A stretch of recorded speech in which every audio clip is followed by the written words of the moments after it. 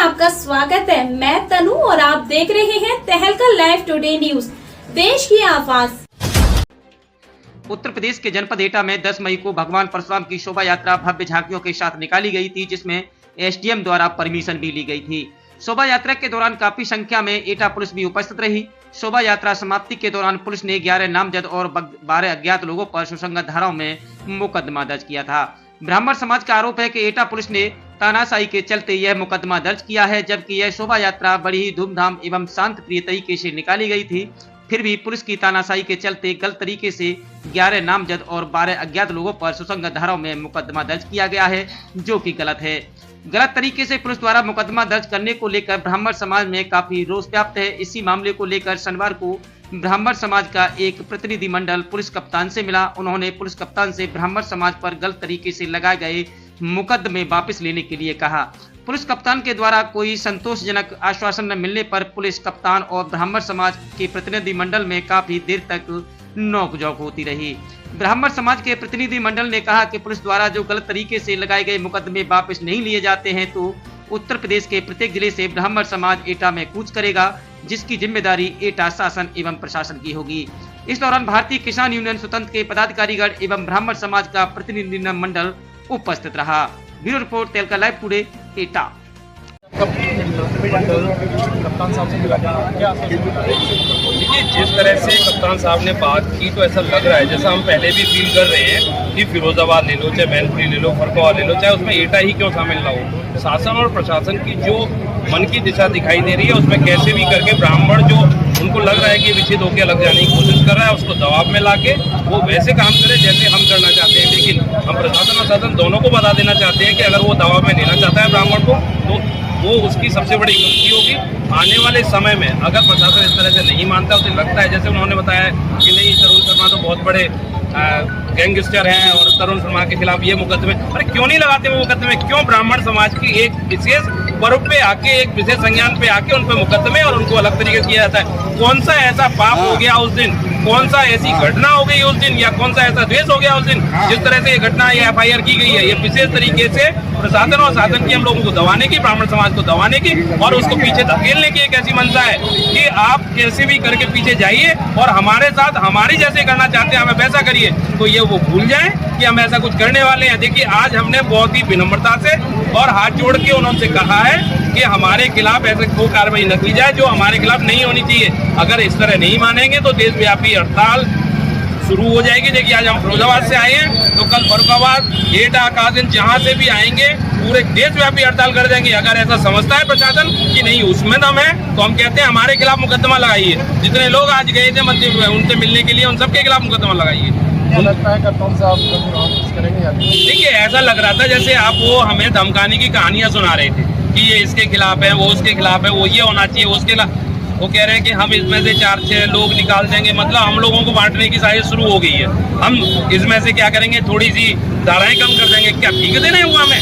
वहाँ पे जो धाराएं लगा गई हैं कि पत्थर फेंके गए या उन्हें पुलिस को धमकाया गया, पुलिस को मारा गया, क्या ऐसा कोई एक ऐसा वो बताएं वहाँ पे जो आपको हुआ है? क्या अपनी धारणाएं अपने बांध से लगा के अपना जो कुछ भी करना है उसे करके क्या दिखाना चाह रहा है प्रशासन? अगर आने वाले समय में अगर आपके मुकदमे वापस नहीं होते हैं तो बिल्कुल ब्राह्मण समाज जो करेगा वही बताने गए थे कि देखिए, हम बहुत दयाशील इस तरह के लोग हैं जो अगर लगता है हमें कि हमारे झुक जाने से प्रशासन को सांत्वना मिलती है, उनका आत्मसम्मान नहीं मानता है, उनकी पर्सनली जो ईगो है वो हट जाती है, तो हम करने के लिए तैयार हैं। लेकिन अगर उन्हें ऐसा लगता है कि मेरी ही ईगो सब कुछ है, आप कुछ भी कर लीजिए, तो इनकी वो गलतफहमी है। और उस गलतफहमी को अगर ये चाहेंगे तो ईगो से हटा लीजिए और नहीं चाहेंगे तो हम हटा देंगे। तरुण शर्मा है।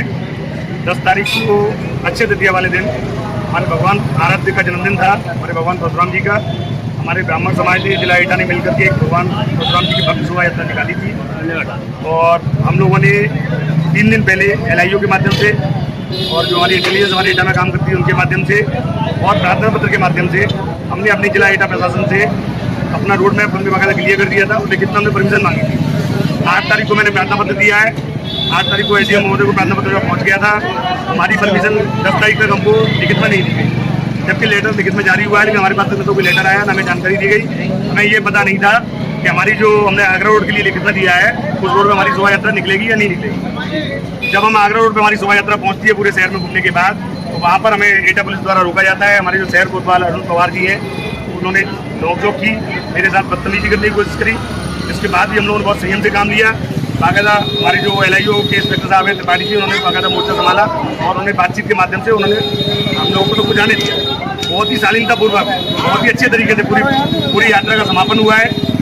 उसके बावजूद भी हमारे जिला एटा प्रशासन ने हम लोगों के ऊपर फर्जी मुकदमे लगाए गए हैं, जिनके खिलाफ आज हमारा जो ब्राह्मण समाज का समूह था, हमारा प्रतिनिधिमंडल था, माननीय SSP महोदय एटा से मुलाकात करके आया है और आगे की जानकारी हमारे जो प्रतिनिधिमंडल वाले लोग हैं वो देंगे। वो उसकी जानकारी ये लोग देंगे। आज SSP साहब को हमने 5 पेज का पत्र दिया है, जिसमें यात्रा की जो परमिशन हुई थी वो और जो परमिशन मांगी गई थी दोनों पत्र लगाए हैं। कमी इसमें ये हुई थी कि SDM महोदय के द्वारा यात्रा का जारी की गई तो खोले गए, लेकिन टर्निंग पॉइंट नहीं खोले गए कि यात्रा किस रूप से आएगी। तो लिहाजा यही थोड़ी गलतफहमी शासन को हुई और यात्रा के संयोजकों को हुई। कहीं कोई शांति भंग नहीं हुई, कहीं कोई किसी का नहीं हुआ। इसके 50 गवाह शहर में हमने बात की, हमने कहा कि शांतिपूर्वक निकली, हमने आरती पाली है, हमने माला करके स्वागत किया है। कहीं कोई शांति भंग है, कोई इस तरह का नहीं किया है। उन्होंने आश्वासन दिया है CO को जाँच देगी है, इन सब्जियों की जाँच कराएंगे और निष्पक्ष कार्रवाई होगी, गलत किसी के खिलाफ कार्रवाई नहीं होगी। कई ब्राह्मण समाज के लोगों कह रहा हूँ, ये जो मुकदमा कायम हुए उनको गलत करने के लिए हमने आवेदन दिया ग्राम लगाते हुए, इन ग्राउंडों पर ये मुकदमा फर्जी है, इसको खत्म किया जाए। कप्तान साहब ने COCD को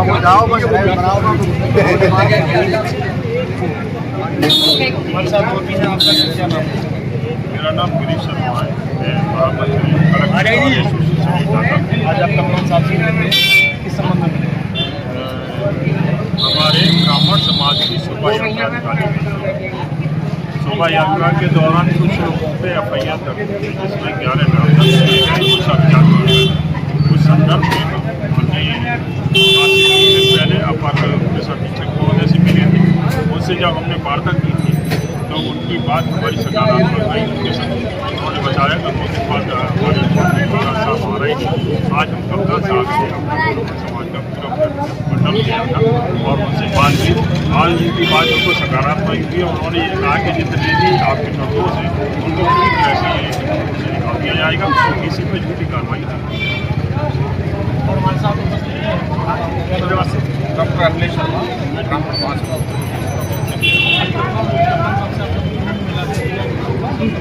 आज जो है एटा का प्रतिनिधिमंडल से मिला है और उन्होंने ये आरोप किया कि जो भी गलत धाराएँ लगाई गई हैं, जो गलत है वो सब उठाया जाएगा। और मैं तो खुले मन से कहना चाहता हूँ कि ब्राह्मणों पर हकीकत में अगर कोई संघर्ष करने वाले व्यक्ति है उस पर प्रतिबंध लगाए जाएंगे तो प्रदेशव्यापी आंदोलन करने में कोई नहीं होगा।